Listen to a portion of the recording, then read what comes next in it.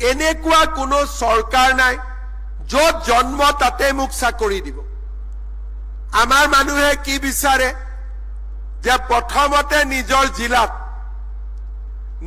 জিলাত চাকৰি হোৱাৰ পিছত নিজৰ ব্লকত আৰু পাৰিলে নিজৰ গাঁওখনত আৰু লাষ্টত গৈ ঘৰতে হলে আকৌ ভাল মাজে মাজে অলপ অফিচত গৈ থাকিব পাৰো, মাজে মাজে গৈ থাকিব পাৰিম।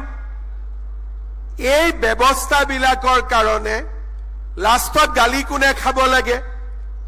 যেতিয়া মেডিকেলত গৈ নাৰ্ছ নাপায়, মেডিকেলত গৈ ডাক্তৰ নাপায়, গালি কোনে খাব লাগে? হয় অশোক সিংঘালে খাব লাগে, নহলে আমি খাব লাগে। আমিতো চাকৰি দি দিলো, আমিতো পোষ্টিং অৰ্ডাৰ দি দিলো, কিন্তু ল'ৰা ছোৱালীয়ে একেটা জেগাতে থাকিব খোজে। চাকৰি পালো ধুবুৰী মেডিকেল কলেজ, ইণ্টাৰভিউ দিলো ধুবুৰীত, কিন্তু সদায় লাগি থাকিম কেনেকে ডিব্ৰুগড়ত গৈ পাম। এতিয়া ধুবুৰীত কোনে চাকৰি কৰিব?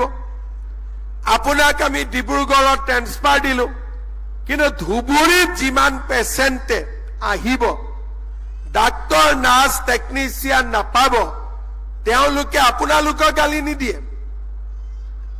তেওঁলোকে কাক গালি দিব? আমাক গালি দিব।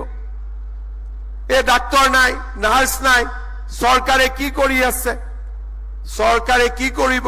আকৌ আপোনালোক যদি মই কোনোবা জেগাত ভ্ৰমণত গৈছো, হাতত ধৰি মামা মোক জলদি জলদি ট্ৰান্সফাৰ কৰি দিয়ক। এই যিটো বেমাৰ, এইটো এটা আমাৰ ল'ৰা ছোৱালীৰ মাজত বেমাৰ।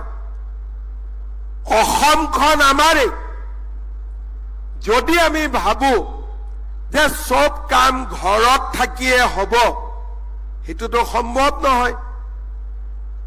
আমি যেতিয়া সুযোগ পাম ট্ৰেন্সফাৰ আমি ল'ম, কিন্তু প্ৰথম দিনাৰ পৰাই এই মাত্ৰই অলপ পিছতে আপোনালোকে এপইণ্টমেণ্ট লেটাৰ পাব।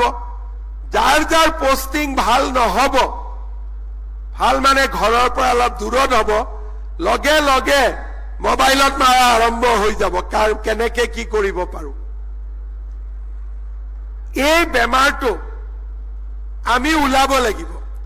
সেইকাৰণে এতিয়া আমি কি কৰিছো যে গভৰ্ণমেণ্টৰ ট্ৰান্সফাৰ এটা আমি পোৰ্টেলৰ জৰিয়তে কৰিছো, যে আপুনি ক'ত আহিব, আপুনি ক'ত যাব, দুজনৰ মাজত ট্ৰান্সফাৰ কৰি লওক, আমাৰ কোনো আপত্তি নাই। কিন্তু চৰকাৰক তাৰ মাজত নাটানিব।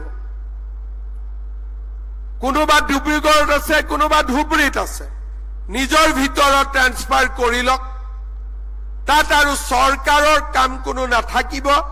কিন্তু চৰকাৰক ডিব্ৰুগড়তো নাৰ্ছ লাগিব, ধুবুৰীতো নাৰ্ছ লাগিব।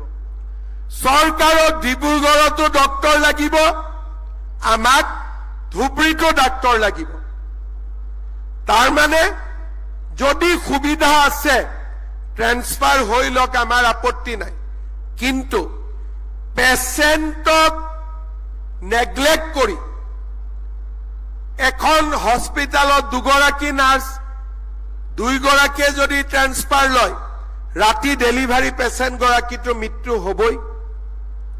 কোনে তাৰ দায়িত্ব ল'ব? সেইকাৰণে লাহে লাহে আমি কি ব্যৱস্থা কৰিছো যে ট্ৰান্সফাৰৰ দায়িত্ব এতিয়া মেচিনে ল'ব। লাহে লাহে মন্ত্ৰী এমএলএৰ পাৱাৰে নাথাকিব ট্ৰান্সফাৰ কৰাৰ। যেনেকে এটিএমত টকা লওঁ, তেনেকে ট্ৰান্সফাৰ খুজিলে কম্পিউটাৰত এপ্লিকেশ্যন দি দিম, কম্পিউটাৰে ট্ৰান্সফাৰ দিলে দিব, নিদিলে নাই।